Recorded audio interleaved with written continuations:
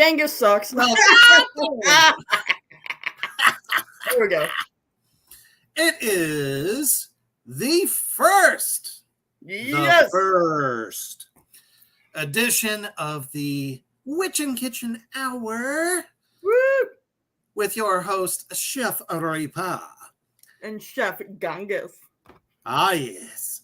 And guaranteed that we have been cooking up a storm just for you all. Share this shit out. This is a new show. We're going to be doing this quite often. Every single Wednesday night. Had to make sure I had the right day. Today's Wednesday, but after today, it'll be Friday night.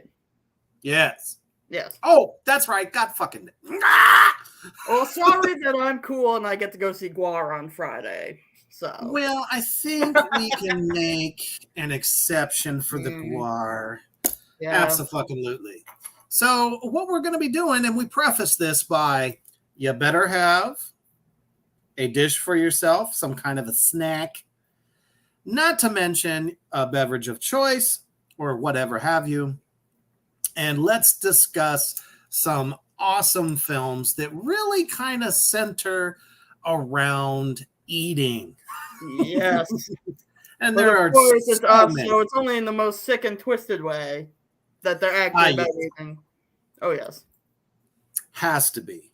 100%. So what did we choose for this week?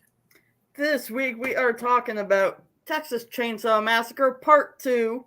And so, in Texas Chainsaw fashion, we made chili. What? Chili. Tastes so good, make you want to slap your mama.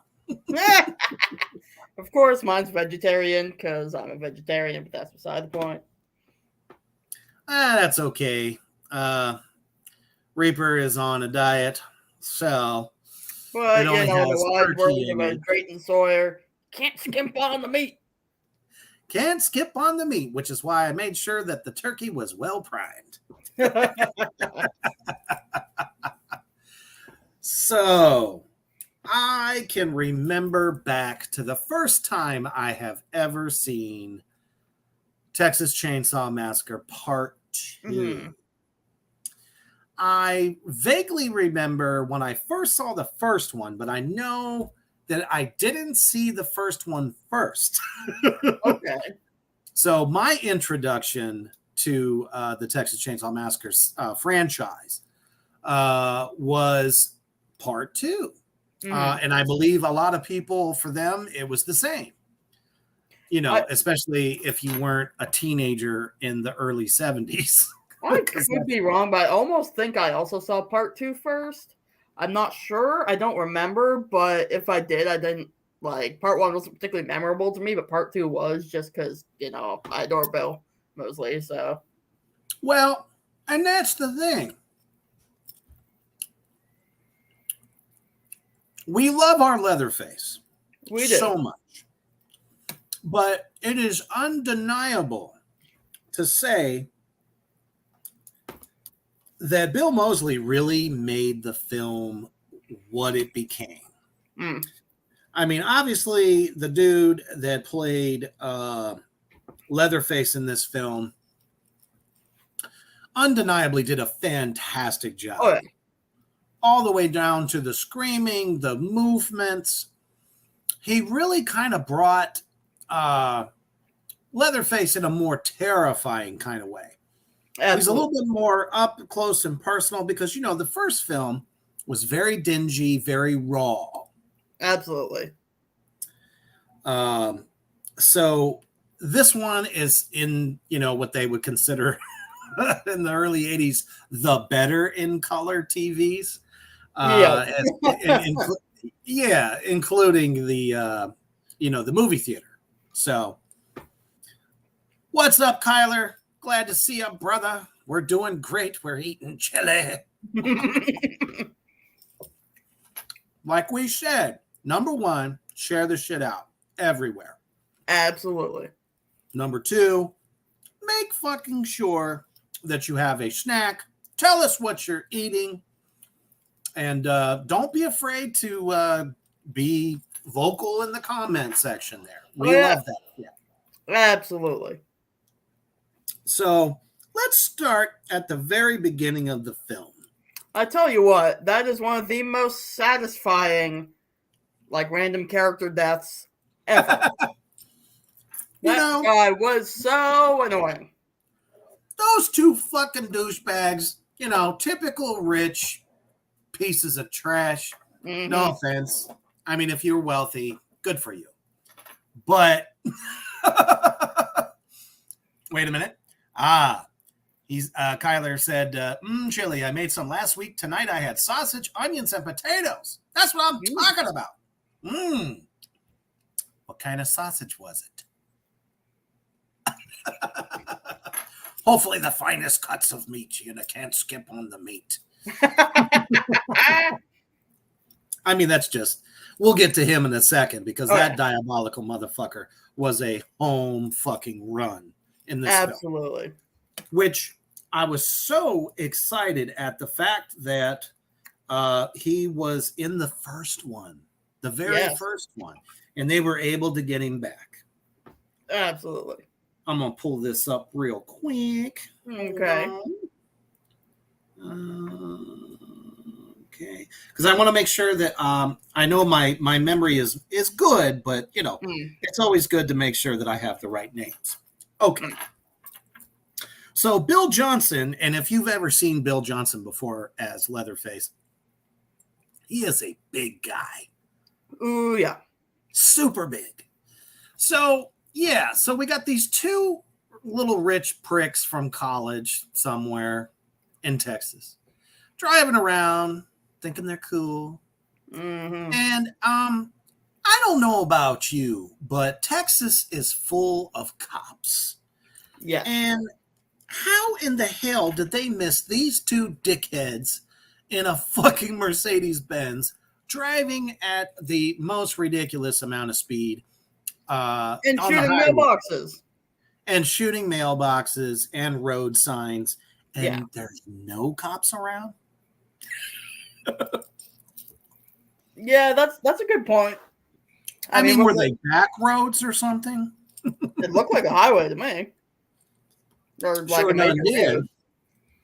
It wasn't no dirt roads or nothing. And then they commence to think it would be cool because, back then people either played cassette tapes or listened to the radio. Mm-hmm. So they call up the radio station girl, whose name is Stretch, played by Carolyn Williams. Fantastic job. Holy crap. We'll get to that in a second. Oh, yeah. But, keeps, just being obscene. The usual prickish type thing to do, when talking to a lady, unfortunately. Because, back then, assholes didn't have manners. They still don't have manners. It's just, at this point, you really want to cut them up. Yeah. So they get on to what looks like, I don't know, a different route to take or something like that. Back roads somewhere in Texas, which in Texas, back roads lead to fucking sudden disaster, which is what befalls them. When suddenly this hellaciously huge pickup truck shows up. Ooh, yeah. All the trimmings with the lights, the fog lights, the lights on top of the truck, And then you don't know who's in the back of the truck, but all of a sudden they start driving in tandem. They're driving backwards and they're driving forwards trying to, get away. And you see this like freakishly looking corpse just standing around, yelling, hooting, and like at one point the damn corpse waves at them. Yeah. First, you're in for an interesting film. Oh, for sure. I'm like, holy I remember when I saw it the first time. Mm. I said, what the fuck is this? Something seriously bad is going to happen to these fuckers, right? And thank goodness, because they were annoying as shit. That dude with the glasses pissed me off so bad. Every time he laughed, I just wanted to pull his tongue out of his asshole. Agreed. So it goes to pick up a chainsaw, and I know I was like on the edge of my fucking seat. For sure. And then commences to cut their car up. Now, could you imagine driving down the highway at like, who knows, 70, 75 miles an hour, trying to dodge a fucking chainsaw the size of Kalamazoo Zoo? Damn near splitting your freaking wig right in half. Yeah. And, it still kills me that the guy lasted as long as he did, And then once you got him, oh my goodness, that made my freaking gherkin hurt. Shit.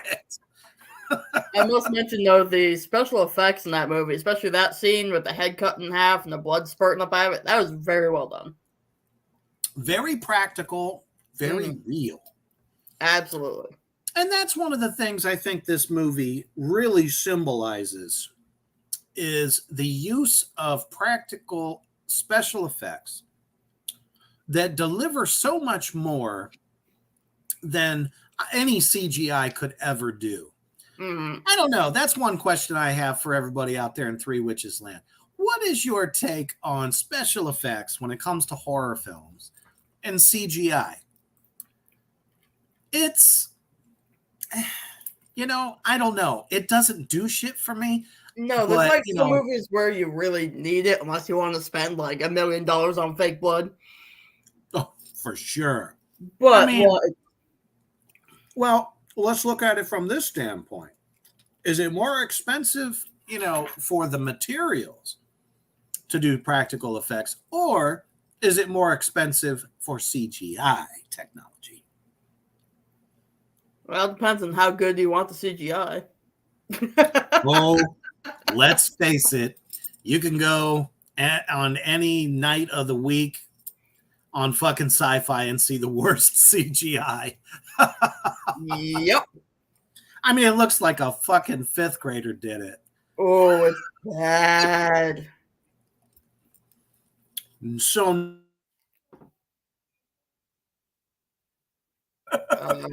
what'd you say, Reaper? You froze. I froze. Oh, son of a bitch. I said, that's the network that gave us Sharknado. So, the fact that, once the chainsaw, which we don't know, we know, but we don't know, until suddenly his asshole friend in the passenger seat looks at him and goes, yeah, ain't laughing anymore, motherfucker. Because dude done lost half of his head. Yep. And all the while it's been revealed that it's fucking Leatherface in the back of the truck. After dude shoots the corpse thinking he got him because he hit him in the head. But then Leatherface's head peers out from the side and everybody was cheering and shit. I was like, whoa, this is amazeballs. For sure.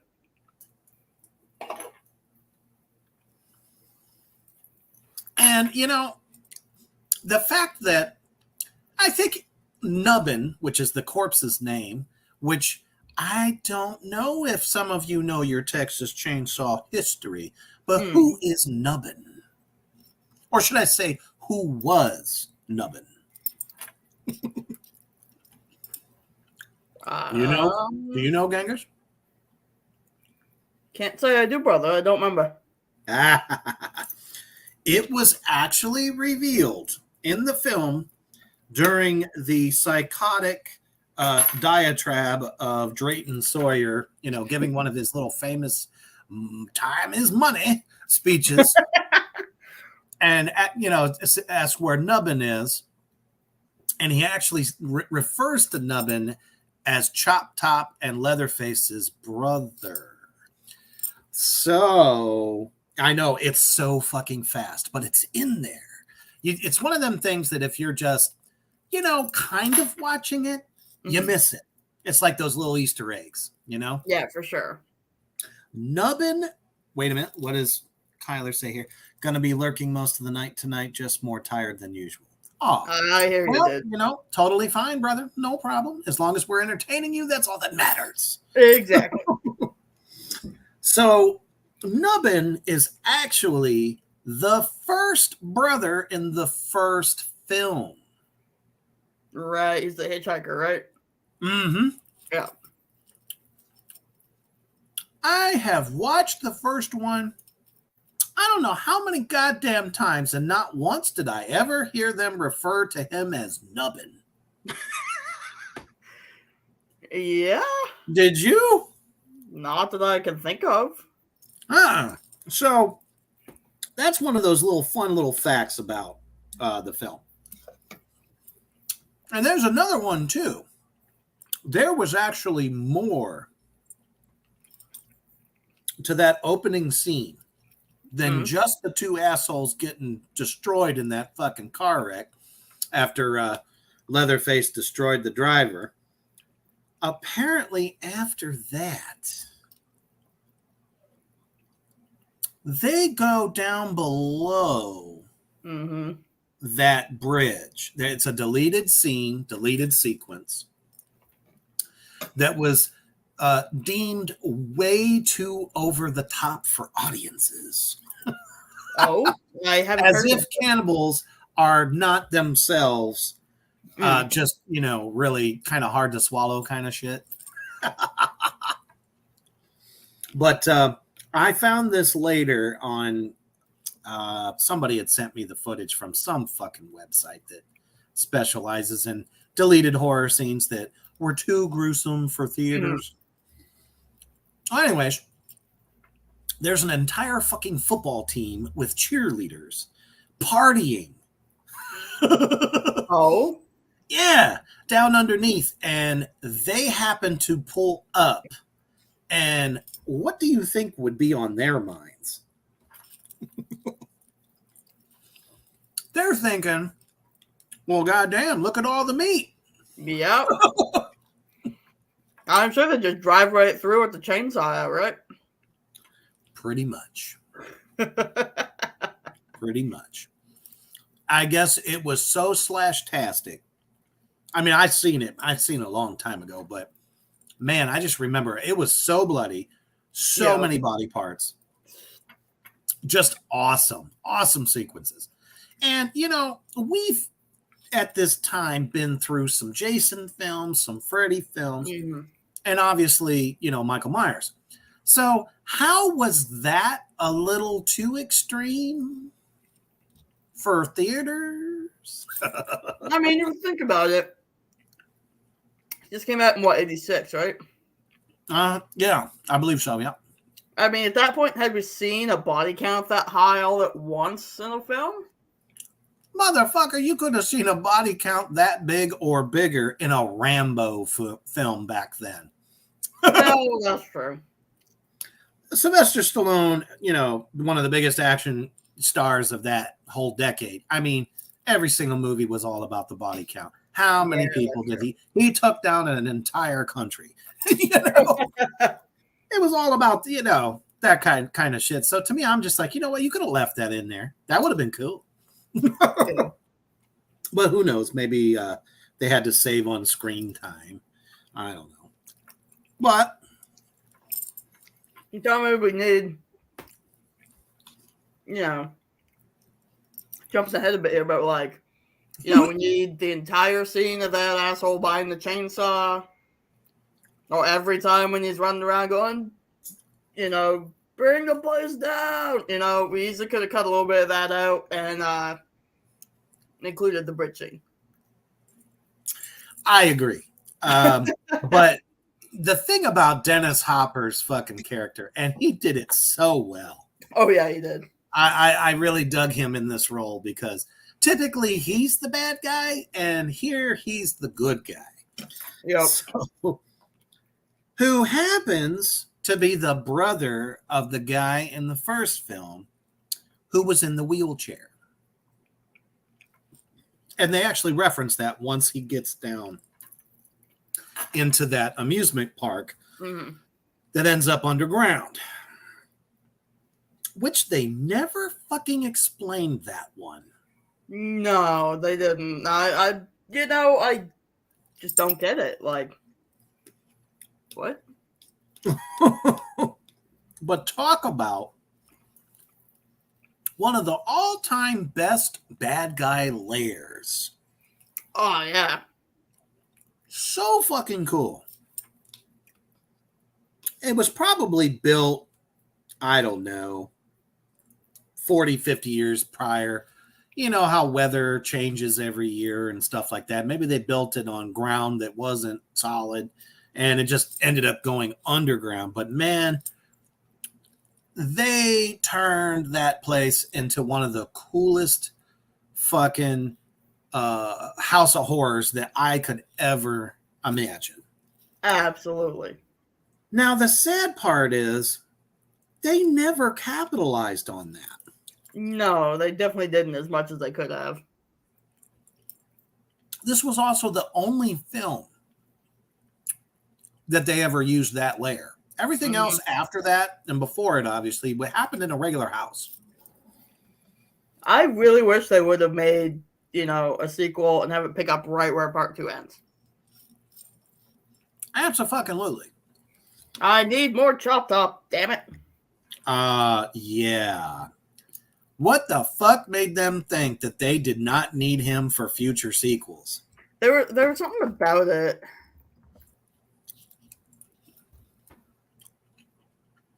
Like something happened. I'm trying to remember what it was. I'm sure there was something logistical there. Something stupid. Oh, because Sony owns the rights to Chopped Up.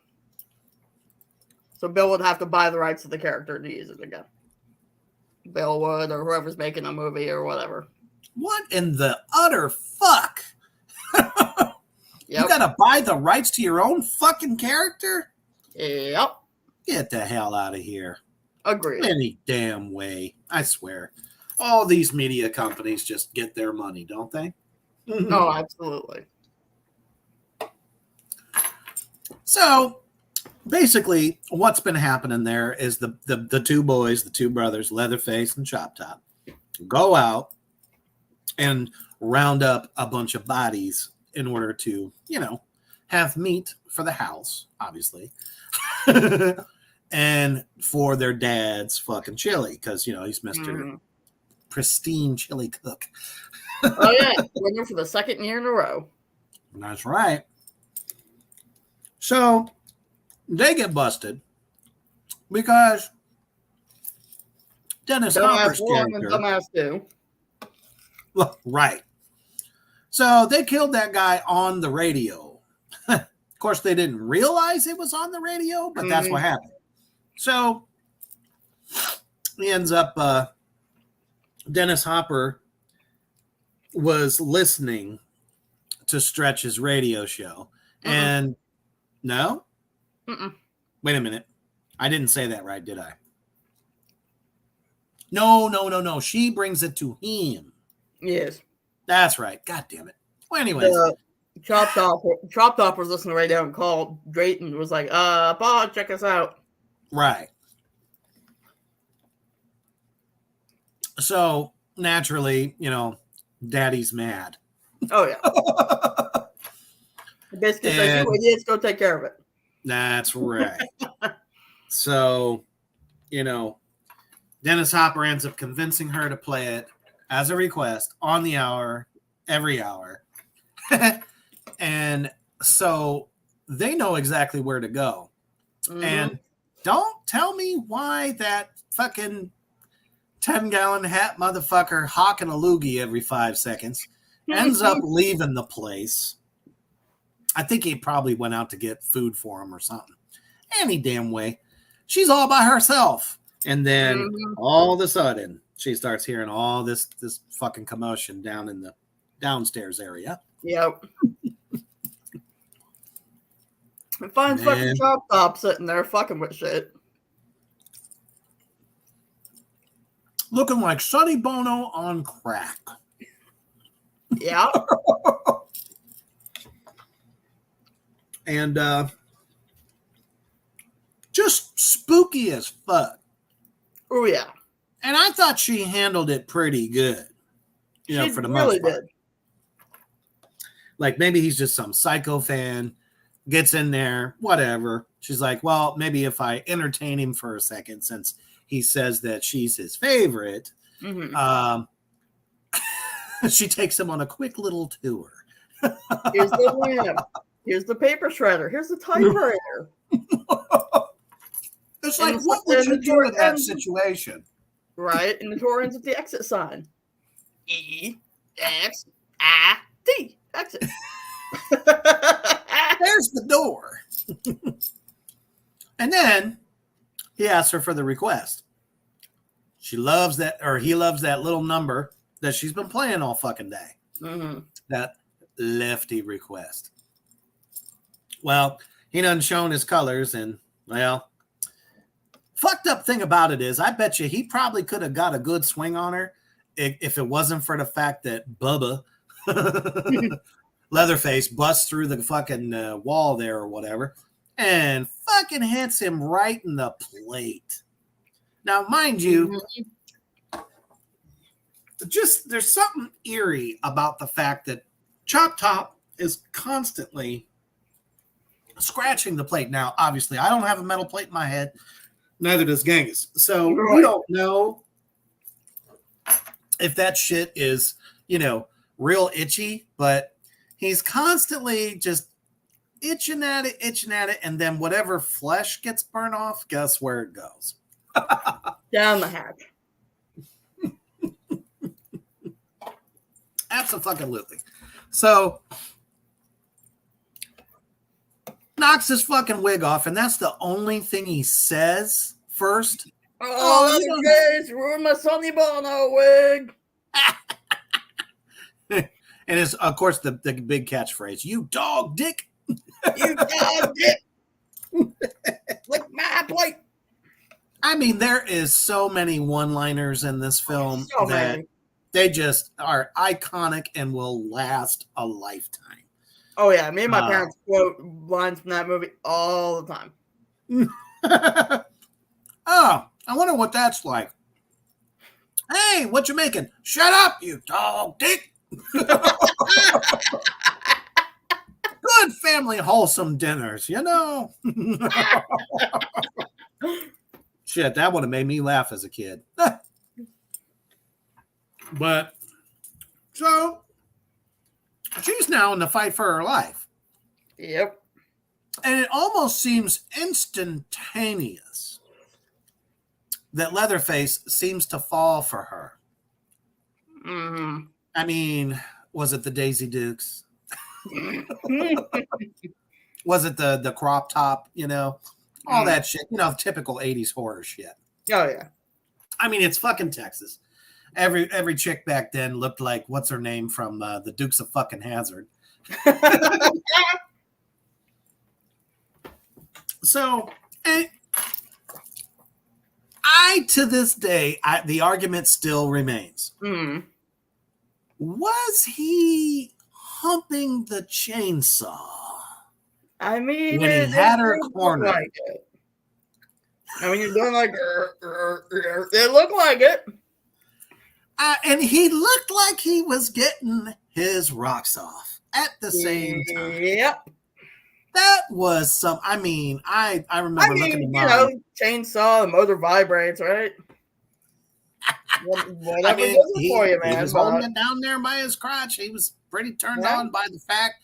I don't know if he was more turned on by the fucking Texas, no, God damn it, the chainsaw, or was it her, or both? I don't fucking know. I have no idea. But it's pretty obvious that, you know, she's kind of like his bride of Frankenstein. Mm-hmm. Gotta have the garlic cheese bread, you know? I almost made cornbread, but I didn't feel like it. Ah, that would have been an excellent choice. That would take a little bit more effort than I wanted to. All right.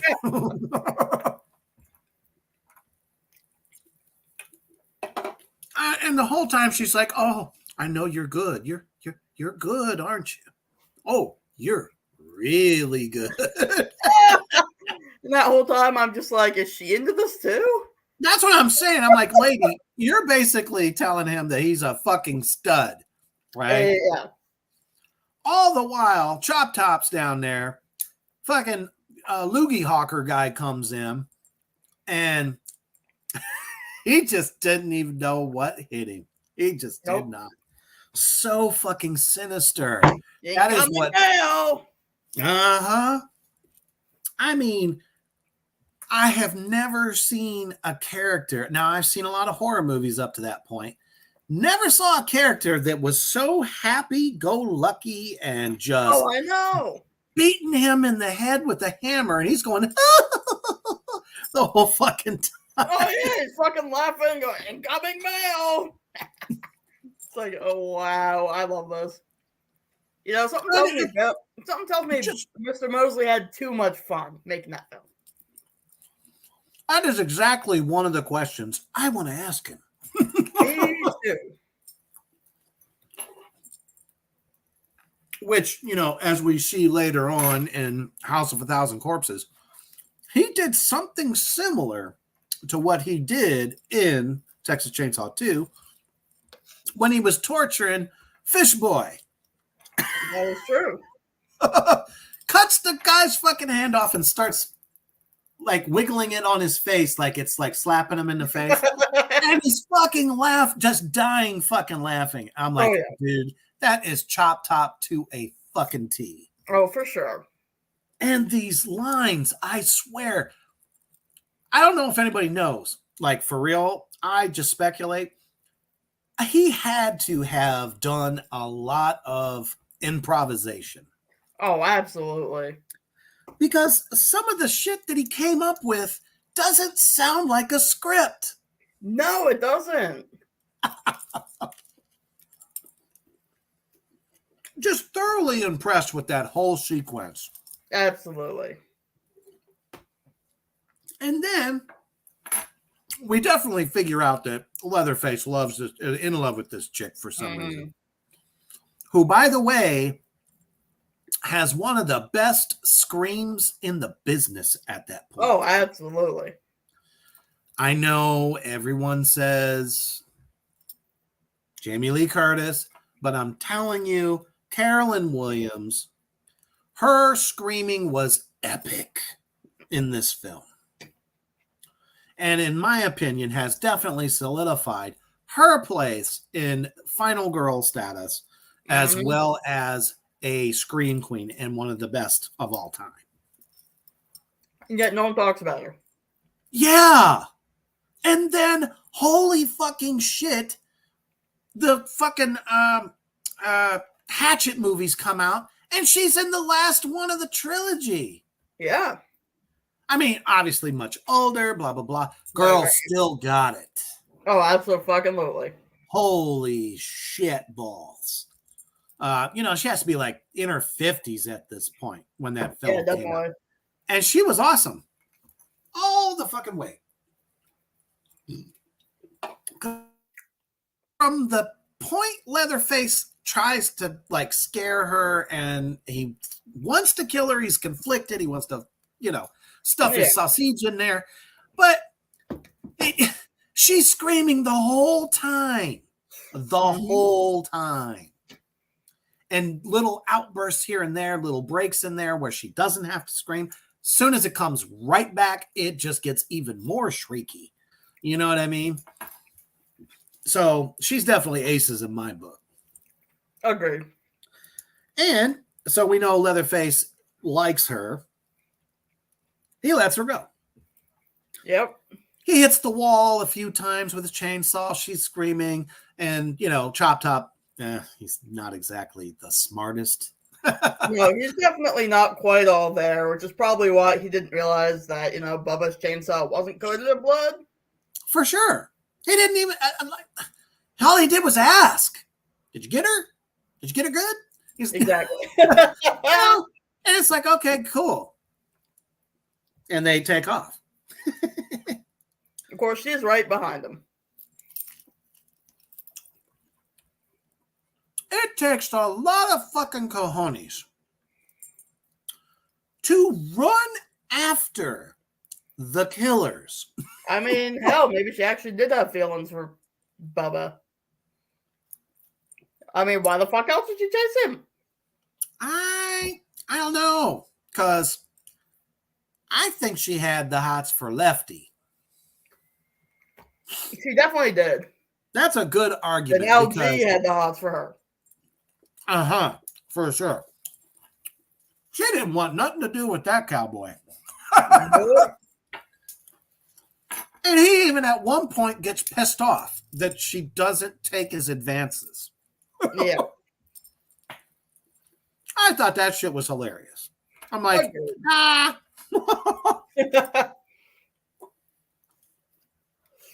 So they take his body away, obviously, and she takes off after him. And I mean, she was like smooth and cool. She's like, damn it, Lefty, you're late. And she takes off after them. And man, she could have totally, I mean, obviously this wouldn't have made for good cinema, but she's trying to follow the truck on foot. Yeah. And then Lefty shows up like the fucking, 10-gallon hat knight. And admits that he used her for fucking bait. And 2 seconds later, she's all over him and loves him again. Especially like, but you can trust me now. Here, grab a hold of this. Yeah. Like, what the fuck? And who did he think he was chasing? Because it looks chasing. I mean, he had to have known that it was her, right? He was literally right behind her in the car. He literally said that he used her for bait. But how did he know that she was going to go after them? Fucking exactly. The only thing that he fucking knew is that the killers would show up at the radio station. Mm-hmm. Unfucking real. So she ends up falling in a hole. Mm-hmm. Down into the world of the Sawyer family. Now, I would love to know just how many production people it took to decorate that place. Probably a few. I mean, you had anything from like carnival style rides, like big giant figures, all the fucking bones, and let's face it, Christmas lights were everywhere. Oh, yeah. I mean, they must have had 1, 2, 3, or 4 fucking Walmart full of these. Oh, yeah. And I'm not talking about the little ones. I'm talking about the big ones. Mm-hmm. The old school, like fat ones. Oh, they're so cool. Anyway, so, and then I couldn't even count how many fucking bones and skulls that they had. I mean, they must have, I don't know, bought out body parts. I don't know. Is there a place that we don't know about out there, production people? Do you have a Costco version of horror? I swear. Because, I mean, this place is it looks literally like another world. And then again, Tom Savini did all the effects, so I'm sure he's got like his own warehouse full of bones and blood. Well, I mean, he must literally, up to that point, just been making skulls, body parts, skeleton bones, all that shit. Which, I mean, come on. Tom Savini, the master. Absolutely.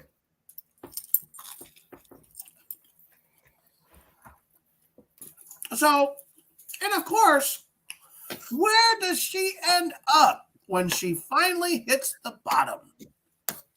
In the fucking meat locker. In the meat locker. Right where Leatherface does all of his charcuterie. Mm-hmm. So. He puts the cut in charcuterie. No doubt. Boy, did he have like the knife the knives of all knives, like all of the cutlery was just amazing. There's hooks, there's meat hooks, and all that shit. Oh, and mind you, there's like rotted fucking meat just hanging everywhere because you know, didn't seem like they had a proper freezer somewhere or whatever. It's a wonder any of them even survived as long as they did, being a cannibal. Agreed. So, nonetheless, she falls upon fucking LG's ass. Right after he got his fucking face cut off. Right after that. And let me tell you, Leatherface is one talented motherfucker. Never in my life could have imagined somebody just that fucking quick can take off a face. I still think it's fucking funny he's using, you know, all those like electric turkey carving knives. It totally was too. I mean, shit, if you hadn't had your fucking head bashed in like Chop Top did to LG, talk about the best Novocaine in the world, because dude didn't feel a thing. I didn't feel shit. He wakes up and goes, fuck, I'm fucked up. I'm just falling apart on you, darling. Right. I mean, could you imagine being him in the state that he was after he had a big old slab of skin taken off his leg, half his fucking rib cage is hanging out, and sees his fucking face on her face? Right. He must have just been completely in shock or something. I mean, like the fact that he's functional enough to still try to get her like untied and shit is insane. You know, talk about sheer will. That's what that's all about. Just, I don't know. It literally looked like, and I swear, dude played it good, so good. So good. I mean, he looked like it took every last bit of possible energy just from standing up at that point, really. But to be able to free her like that, shit. But, you know, he became soup. Now, this is one of the things I've always had a question about this film. Okay. Now, mind you, you know, Drayton and Chop Top and him constantly kicking everybody's ass and all the funny fucking shit that comes out of his mouth. All the while, dumb ass fucking Lefty is chopping the place down. You'd think taking a more subtle approach, like coming with a hacksaw or something, might have been smart. I mean, why cut the place down knowing that she is down there? I don't even think he cared at this point. Maybe he thought she was already fucking checked out. Probably. But like, another thing I don't fucking get is why does he go in there with his massive saw to cut down all these supports and shit? Right. When he had too many ones, and you'd think when he came face to face with Leatherface, you'd want to have as much gas and a big one as possible. For sure. I remember that part was so fucking funny. Oh, I when know. He's at the saw shop. And he's like, what? Yeah, because he's like trying to see if he can sword fight with the shit, right? Yeah. And that fucking old man that runs the shop he's so cute. He's like, hoo, I mean, I'm just like, dude. I don't know why that just, you know, made his day watching him do that. Oh, yeah. I don't know. Just thought it was funny. Yeah. Anyway. But yeah. So bringing the place down upon him, I get it. You think you're doing God's work, you know. Right. Well, we all know how that fucking ends up. Mind you, sticks Leatherface in the stomach. But before we get there,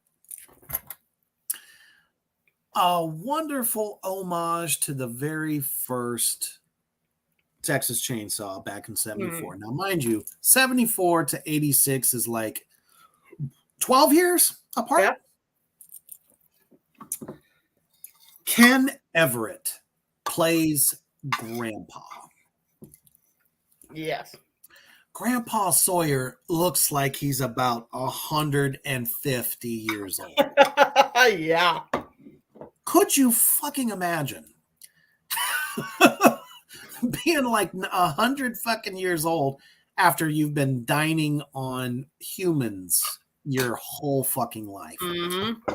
And of course, it is tradition when they have a live guest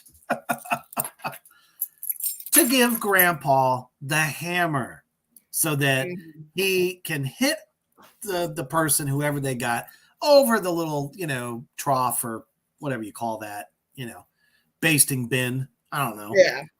And, typical fashion, dude can barely fucking wield the hammer.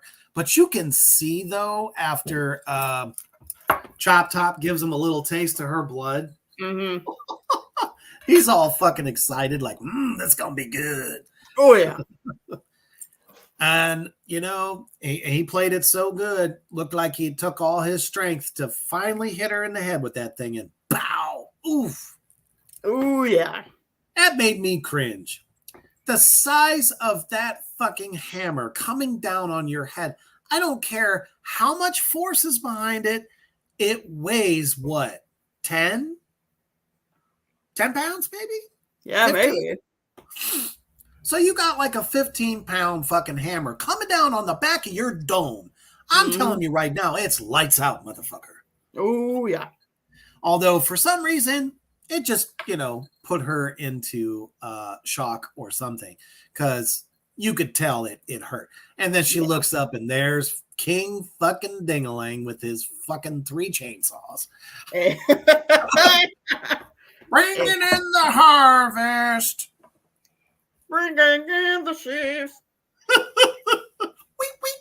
I feel like whenever that song is used in a movie, it ends up like hilarious. Like, wasn't that song used in like the old Batman movie with Adam West who's trying to get rid of a bomb? Oh my damn. You're probably right. I mean, you definitely could get a sense that you were in fucking Texas in 1986. Oh yeah. Dude legit thought that he was the instrument of God, taking down the devils. Well, how did that work out for you, Lefty? What the fuck kind of name is Lefty anyway? I'm sure it was just a nickname or something. Let's see here. What the hell did they actually call his character? Lieutenant Lefty. That's it. So his cast name, you don't even know the fucking guy's last name. Yeah. It's just Lieutenant Lefty. How much more Texas can you get? Well, shit kicking and brewing and stewing. So he gets him. I mean, the guy goes up against Leatherface. Leatherface ain't no bitch. No, he ain't. Let me tell you. Son of a bitch takes his big chainsaw all the way through his fucking stomach, out the back, and is still fighting dude. Yeah. Still fighting so dude with the chainsaw hanging out of his body. That's what I'm saying. That is a true testament to the fucking sick strength that fucking Leatherface has. Oh, yeah. And then, Grandpa, who lost all his beans. Yeah. I mean, he's bleeding out. And he pulls old Nubbin, who somehow got thrown underneath the table in the scuffle. Yeah. Finds that he has a fucking live grenade, because Nubbin was actually in Nam. So somehow he brought a live grenade home, and he takes it off the corpse, pulls the pin, and I think it was Leatherface, like dude tripped him and he fell and fucking bumped him on the head, and he drops the son of a bitch. We don't know exactly what happened. I mean, we can probably assume they got blown to smithereens at how much smoke came out of there. For sure. But that would mean that Leatherface died in it? In theory. Which is why they took the route they did after this film, but we'll get to that in a second. Yeah. But all at the same time that this bullshit's going on, Chop Top is chasing old girl. You're right. Chasing her up this fucking part of the park that's now underground, but it's still got parts that's high up. And he's just chasing her up the thing, just cutting her back and forth. I'm just like, oh man. Dog will straight razor, right? I think. Yeah. Yeah. The straight razor. He's just slashing it, slicing and dicing. And she's trying to get up to this high tower thing, whatever the hell it was. I'm not sure exactly what her logic was in trying to get to that point. If she didn't know it was up there. No, she didn't. I think she literally thought, well, let me get as high as I can. Maybe he won't find me. Well, you see how that worked out. Not very well. So she breaks on through. She gets into the tower and sees Grandma. Who's probably been dead for about 10 years. I was looking, though, and it's interesting. Her body actually does move. Grandma moves. Well, is that because once she removes the chainsaw from her stomach that her corpse just ends up moving? I don't know. I thought it for a long time. I thought it was, but when I rewatched it today, I noticed like when Chop is standing next to her yelling, "Oh, you killed her!" If you look, her head is actually like moved a little bit. And I feel like it was long enough after the saw was pulled out that maybe that's not why she moved. Maybe she was alive some fucking how. I mean, we know how Grandpa looks. I don't see how. I mean, I have no idea. I don't either, but it's just something I noticed. I noticed it too, and I thought, oh, is this a supernatural element? Oh, maybe. Which in that case would be fucking badass. Oh, yeah. Because she was fucking frightening. Oh, yeah. And old girl suddenly has the courage of an army, and, well, she gets the best of old Chop Top. However, what really bugged me about that is he's standing there hacking and slashing the shit out of her while she's trying desperately for what seems like forever to start a chainsaw. She doesn't even know if there's gas in it. Right. It's like, what if that motherfucker had never started and she just kept going at it and he would have slashed her to death? Pretty much. That's my guess. Yeah. And you would think by that point, after bleeding that much, you would start to gas out yourself? You'd think so? I mean, I don't know. I mean, unless the adrenaline is just rushing so much during an exchange like that, that she didn't actually pass out. Now, mind you, not more than about 20 minutes prior to that, she got bashed in the head with, a fucking slaughter hammer. So, of course, I mean, it's a little bit campy horror. You're going to have some stuff that maybe just kind of doesn't make much sense, but we still like it anyway. I think it's arguably, like, I know we've talked about, horror movies, sequels and stuff before, but I still think it's arguably the best second installment of any series. And yes, absolutely. Even let's take Halloween, for instance, 1978. The second one came out and did not do as well as the first. And, Nightmare on Elm Street 2 is great, but I got to give it to Chainsaw. I think it is the best sequel in horror. In horror history, absolutely. There's still the matter of Evil Dead 2.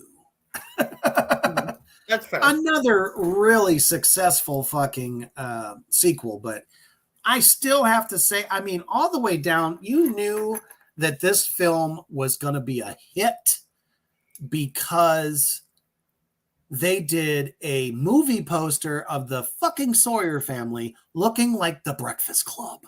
Yes, I love that poster. They knew exactly what they were doing.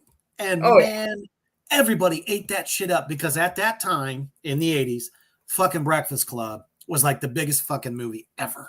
oh yeah. All right. So for a horror film like Texas Chainsaw 2 to kind of mirror that a little bit was pure fucking genius. Oh, because every fucking teenager that saw The Breakfast Club saw that poster and said, I've got to watch this. Absolutely. And you're talking about a sequel that didn't even get made until 12 years later. Yep. So I have to agree. I think all the way through it all, the effects, the acting is incredible. Absolutely. Every fucking character played their part so good. So well. And I mean, let's face it, they must have had a really good budget. You know, I honestly don't know. I'm gonna look it up right now because I'm curious. They had to have. Oh yeah, $4.5 million. Now you see what you can do. Now, mind you, $4.5 million was way fucking huge of money back in the 80s. The original movie only had a budget of 140 grand. Right. Yeah. And look what they did with that. Yeah. Holy shit. It's a cult fucking classic. But throw a little bit more money at it, and look what happened. A global phenomenon. Absolutely. Yes, they hit it with a home run with the Leatherface character, period. But now you've given us Chop Top. Yes. You gave us a little bit more intimate with Drayton Sawyer himself. And Leatherface is suddenly not like the prize star of the film. Although, like I said, guy who played him did a fucking fantastic job. For sure. He was great. But Chop Top. Bill Moseley, let's face it, he stole the fucking show. Oh yeah.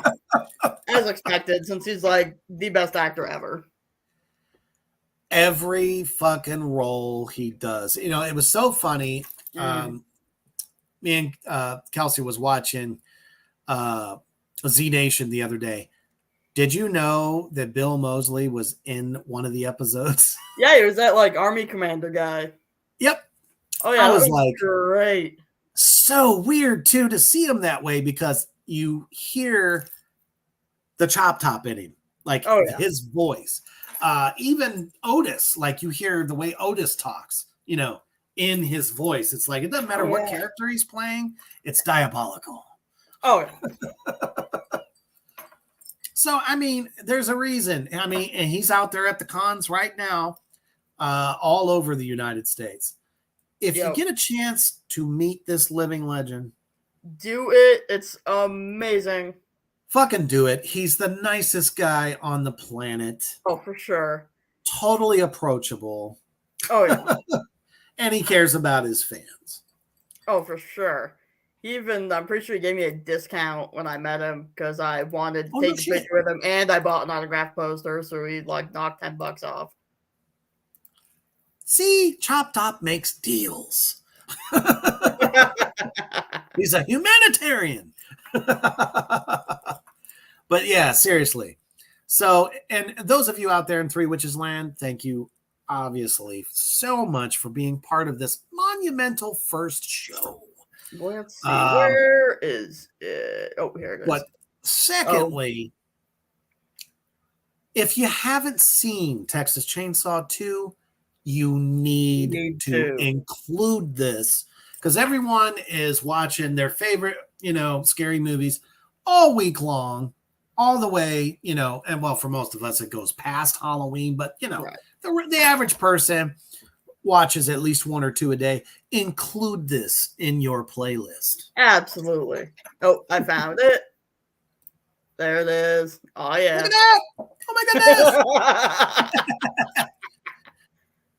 It's like I could still see him with that few little strands of hair and a plate. Oh yeah. Totally fucking badass, dude. But yeah, if you haven't seen Texas Chainsaw 2, check it out. You've got to. You'll laugh, Absolutely. you'll cringe, you'll laugh some more, and you'll be like, go Leatherface. Get him, Bubba, get him. And let's face it, out of the whole goddamn franchise, nothing touches the characters of this film. No, not at all. You know, it's funny that Matthew McConaughey was the one to be in the next one. Mm-hmm. Did not do anywhere near as good as part 2. So I give this movie 10 fingers up. Agreed. Absolutely. So we hope y'all enjoyed this little fun talk of ours and had a nice little dinner. But for sure, please share this out. Even if you haven't seen it live, share it out. And join us next Friday. Yeah. Now that I've got that down pat. It'll be every Friday at this time. And I don't know. We're cooking up something special. What are we cooking up? I've got a couple ideas rolling around. Ooh, spicy. So tune in for our next horror chat and dinner and see what's cooking. Have an awesome night, everybody. We love you out there. And as always, after you've cleaned all the blood off of yourself, stay heavy.